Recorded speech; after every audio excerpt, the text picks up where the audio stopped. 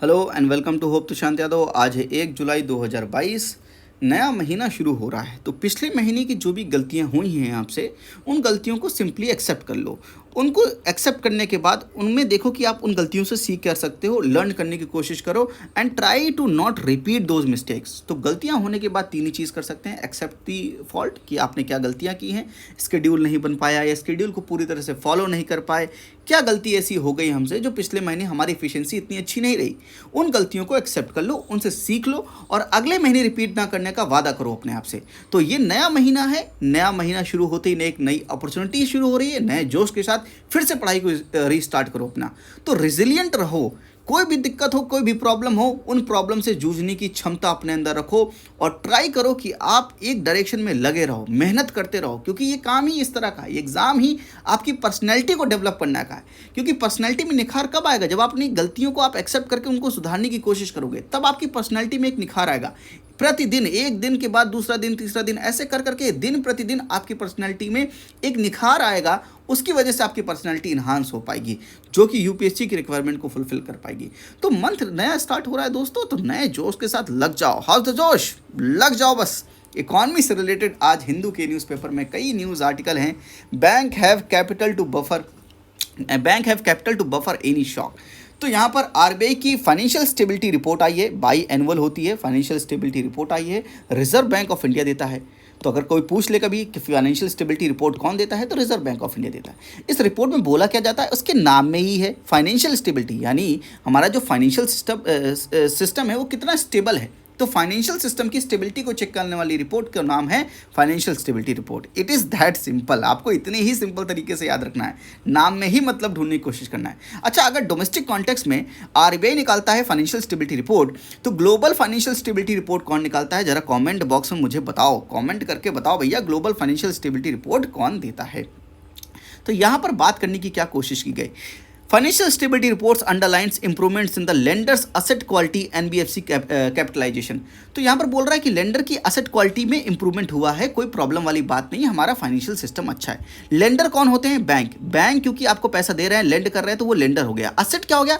Bank जो आपको loan देते हैं, loans are asset for the bank, क्योंकि वो बैंक का खुद का पैसा है, क्योंकि आपसे एक बार डिपॉजिट एक्सेप्ट कर लिया तो deposits are the liability on the bank, क्योंकि उनको वापस करना है। लेकिन एक बार पैसा बैंक के पास आ गया और उन्होंने किसी को लोन दिया, that is asset for the bank, समझ गए? और वो असेट बैंक को पैसा कमा कर देगा, दैट इज परफॉर्मिंग एसेट। तो ऐसे एसेट जो बैंक को पैसा कमा कर दें, उन्हें हम बोलते हैं परफॉर्मिंग एसेट। और ऐसे एसेट जो बैंक को पैसा कमा कर ना दे, यानी किसी ने अपने लोन पर डिफॉल्ट कर दिया, अब वो एसेट बैंक को इंटरेस्ट जनरेट करके नहीं दे रहा है, that is called non performing asset. I hope कि आप इतने ही सिंपल लैंग्वेज में समझ रहे हैं। तो what is performing asset, what is non performing asset. तो एनपीए सुनते रहते हो, एनपीए है क्या एक्चुअल में? एनपीए ये है, ठीक है। तो stability report, financial stability report बोल रही है कि ठीक है, हमारा असेट क्वालिटी अच्छा है, एनबीएफसी का कैपिटलाइजेशन भी है, तो यहाँ पर कोई प्रॉब्लम नहीं है। हमारा बैंक जो है, bank have capital to buffer any shock. Economy में भी कोई शॉक लगेगा तो बैंक के पास कैपिटल है कि बैंक उस शॉक को एब्जॉर्ब कर सके, ठीक है। लेकिन फिर भी यहाँ पर ये बात और कहते हैं कि मार्केट रिस्क हैं, जैसे कि spell of volatility are unleashed by the foreign portfolio investment outflow. तो जो हमारे यहाँ से एफपीआई का आउटफ्लो हो रहा है, जिसकी वजह से हमारा रुपया का डिप्रिसिएशन हो रहा है, इसकी वजह से जो मार्केट रिस्क है वो क्रिएट हो रहा है। फिर भी हमारे बैंक जो हैं वो रोबस्ट हैं, इस रिस्क को बियर कर सकते हैं, झेल सकते हैं, ठीक है। साथ में अगर मैं आपको यहाँ पर बताऊं कि यहाँ पर आपको पढ़ना क्या है, यहाँ पर आपको बैंक की हेल्थ के बारे में अगर चेक करना है, फाइनेंशियल सिस्टम की हेल्थ के बारे में चेक करना है, तो बैकवर्ड लिंकेज क्या होगा। आपने अभी तक सोचा क्या कि इसका बैकवर्ड लिंकेज क्या हो सकता है? इसका बैकवर्ड लिंकेज है बेसल नॉर्म्स। आपको बेसल नॉर्म्स 1, 2, 3 पढ़ने होंगे, जो 3 2008 में आया था, उसका इंप्लीमेंटेशन आरबीआई किस तरह से कर रही है। तो बेसल नॉर्म्स हैं क्या? उसमें कैपिटल एडुकेशन रेशियो क्या है, लिक्विडिटी कवरेज रेशियो क्या है, लेवरेज रेशियो क्या है, liquidity coverage ratio, leverage ratio, capital conservation buffer क्या है, काउंटर साइक्लिक कैपिटल बफर क्या है। तो these are terms that is important, इनको आपको पढ़ना पड़ेगा। तो बेसल नॉर्म्स में आप जाकर ये सब टर्म्स को पढ़िएगा। इकोनॉमी का जो फ्री कोर्स है, जो कि यूट्यूब पर है, उसमें मैंने ये सब चीज़ें पढ़ा रखी हैं, वहाँ पर भी आप चेक कर सकते हैं। या इकोनॉमी का एक कॉम्प्रिहेंसिव कोर्स में ला रहा हूँ, प्री प्लस मेंस की रिक्वायरमेंट को पूरा करने के लिए। ऐसा कोर्स जिसकी क्वालिटी आपको वाकई में कहीं नहीं मिलेगी, ये मेरा दावा है।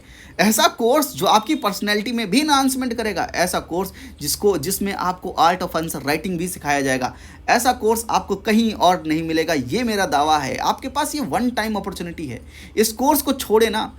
बहुत ही नॉमिनल प्राइस पे मैंने ये दाम रखा है 7,999। 50 पहले 50 स्टूडेंट के लिए 7,999 है और 40 स्टूडेंट्स ने अभी तक रजिस्टर कर लिया, अप्रॉक्स 40 स्टूडेंट ने अभी तक रजिस्टर कर लिया है। Only 10 seats are left. अगर आपको ये कोर्स चाहिए तो देरी मत कीजिए, इस कोर्स को तुरंत परचेज कीजिए।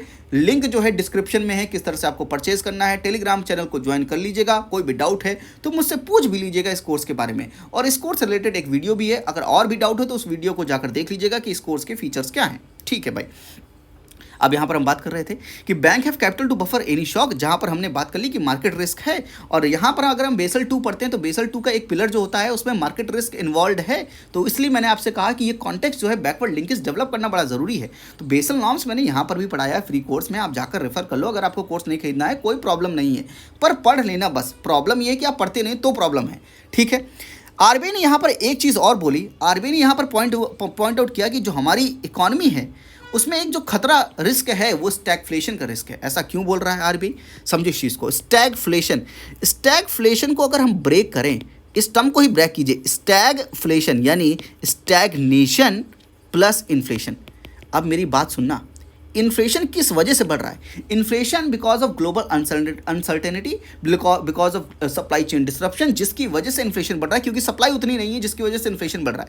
इन्फ्लेशन को काबू करने के लिए वर्ल्ड में जितने भी सेंट्रल बैंक है वो अपने पॉलिसी रेट्स को बढ़ा रहे हैं। जैसे कि फेडरल रिजर्व अपने इंटरेस्ट रेट को बढ़ा रहा है, आरबीआई अपने रेपो रेट को बढ़ा रहा है। तो these are increasing their policy rates. Policy rate जब भी बढ़ाएंगे तो लेंडिंग रेट बढ़ जाएगा, और इकॉनमी में अगर लोन महंगे हो जाएंगे तो उसकी वजह से कंजम्पशन कम हो जाएगा, इन्वेस्टमेंट कम हो जाएगा, जिसकी वजह से जीडीपी कम हो जाएगी और स्टैग्नेशन की प्रॉब्लम आ जाएगी।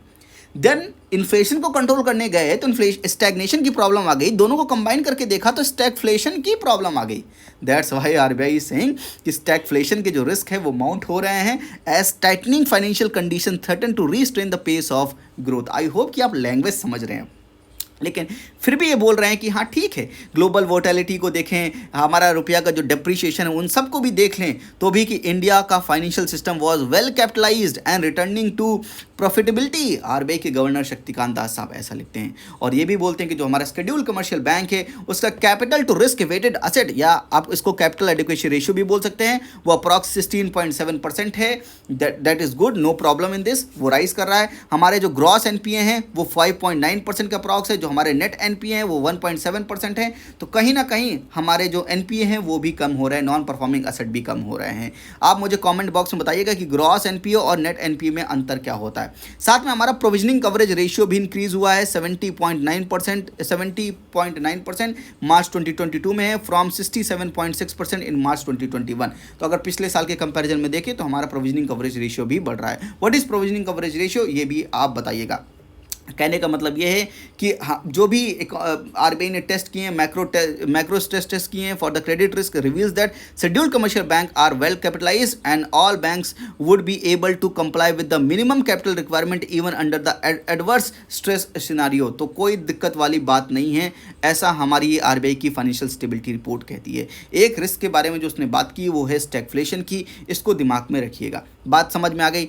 बहुत से और न्यूज़ आर्टिकल हैं, फिस्कल डेफिसिट की बात कर रहे हैं। हमारा जो फिस्कल डेफिसिट का टारगेट है इस फाइनेंशियल ईयर में वो है 6.4% ऑफ जीडीपी। तो इतना हमें फिस्कल डेफिसिट हम कर सकते हैं। इसका 12.3% अभी तक हमने मई तक हमने इसको कवर भी कर लिया है, यानी हमने फिस्कल डेफिसिट 12.3% तक हमने कर भी दिया है, यानी इतना बोरोइंग हमने कर रखी है। तो इतना एक्सपेंडिचर गवर्नमेंट ने ज़्यादा कर रखा है। और मैंने आपको बोला था कि फिस्कल स्लिपेज हो सकता है, मे बी हो भी जाए। यहाँ पर एक न्यूज़ और है, एक्सटर्नल डेट जो है हमारा $47 बिलियन से राइज कर गया है, अप्रॉक्स $620 बिलियन पहुंच गया है फाइनेंशियल ईयर 2022 में। आरबीआई का डेटा ऐसा बोलता है। लेकिन हमारा external debt to GDP ratio decline हो गया है, 19.9% हो गया है फ्रॉम 21.2%।